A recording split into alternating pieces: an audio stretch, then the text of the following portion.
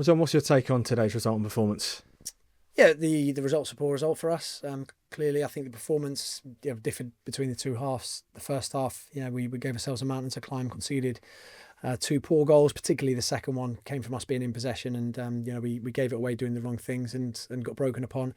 The second half, that we were much more positive, much better. Actually, tried to get on the ball and play.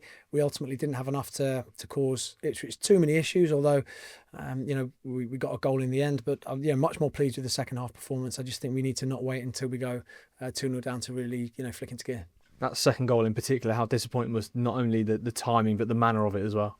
Yeah, well, I mean, we had the ball comfortable enough in possession, and then we sort of just flicked a lazy pass into the middle of the pitch, and we got broken on them from there. And even after giving it away, there were things we could have done a lot better. Ipswich had been a very, very dangerous side on the break. They were inviting the ball into the middle of the park for us to go in, or for them to go and break on us, and we allowed that to happen. So, yeah, really disappointing. If we're going up 1-0, then you think, okay, we can regroup in the second half. Just at 2-0, it's much more of a big ask. A much improved second half performance. What did you say to the boys at half time? What did you want to see a difference in? Well, we didn't have anything to lose at that point, and that's probably an issue that we have. Once we went 2-0 down, we played with a lot more freedom, and we actually created a little bit more. We got on the ball a load more when Marlon came in. I thought he was excellent getting on the ball and creating. But yeah, we probably were far too cagey in the first half. We didn't quite have that belief in our own ability. Ipswich pressed, they were aggressive, and we didn't really do enough to cause them enough of an issue. In terms of that second half performance, was the only thing missing that sort of real cutting edge perhaps?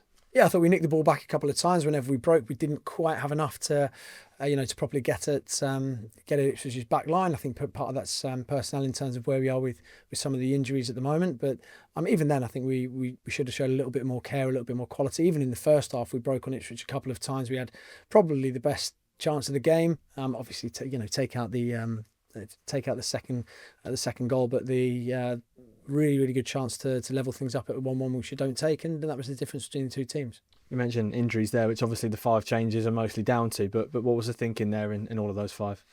Yeah, mostly, obviously with the 5 injuries we had, John's been struggling a little bit with his ankle all week, so we decided to make that change, bring him out the side. Connor Shaughnessy, with the injury, Connor Chaplin not being able to play. I think the other change was the goalkeeper. We made that decision. And the final one, you'll have to remind me, but a combination of injuries and just trying to freshen things up.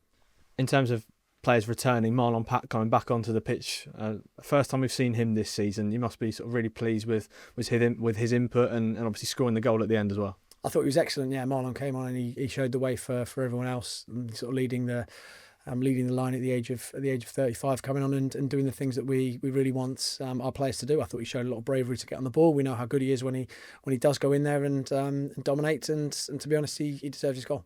In terms of positives, not particularly many, especially with the result, but you must be pleased knowing that we've finished strong today, and you can sort of take that into Wednesday and a chance to bounce back as well.